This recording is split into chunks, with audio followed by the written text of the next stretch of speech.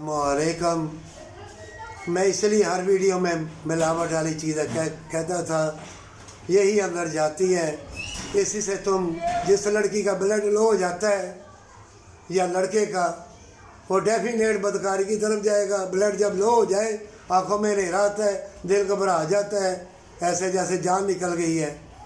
और कहते हैं हमारे ऊपर जादू हो गया है, अमलियात हो गया है। ये ऐसा नहीं होता, रूह निकलती है।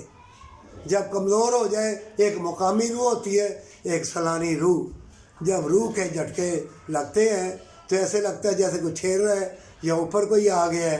नींद में जब होते हो या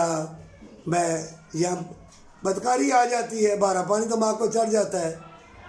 जिसका ब्लड लो हो जाए, या लड़की हो या लड़का, उसका ख्याल करो। ऊपर वाला होना चाहिए 120, नीचे वाला 80 हो, फिर वो लड़का लड़की ठीक है। फिर लड़कियों को शहूत बहुत आता है, लेकिन अल्लाह ने उनको मवारी के ज़रिए हर महीने नजात दे दी है। जैसे रसूल अल्लाह सल्लल्लाहु अलैहि वसल्लम ने कहा है कि ये औरतों की नजात का है, नहीं तो नाक भी खा जाती है। ये हदीसों में आया हुआ है औरतों, तुम क़यामत के रोज़ नंगी आओगी। ये रसूलुल्लाह सल्लल्लाहु अलैहि वसल्लम का फरमान है। जो लड़की हसीन हो, अगर वो अल्लाह से डर गई है, जन्नत का लिबास पहन लिया है, उसे याद आ गया है कि आज नहीं तो कल मरना है, वो दरवेश है, चाहे लड़का हो या लड़की हो, तौबा कर ले और जन्नत का लिबास पहन ले।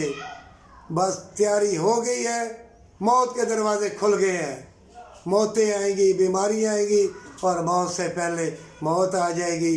किसी को सुरूर और करार, ना उल्फत का ना प्यार का नहीं मिलेगा, ज़िल्लत मिलेगी। और ज़िल्लत वाले बदकार लोग, मक्कार लोग, धोखेबाज, वो उधर ही जाएंगे और कोई रिश्ते नातों की पहचान नहीं रहेगी। सब बदकारी और लालच का लिबास पहनकर अंधे हो जाएंगे और शैतान के मकरो फरेब के जाल में फंस जाएंगे। एक ही रास्ता है, अल्लाह से ऐद और कौलो इकरार कर ले, जन्नत के लिए सच्ची तौबा के साथ बच जाएगा।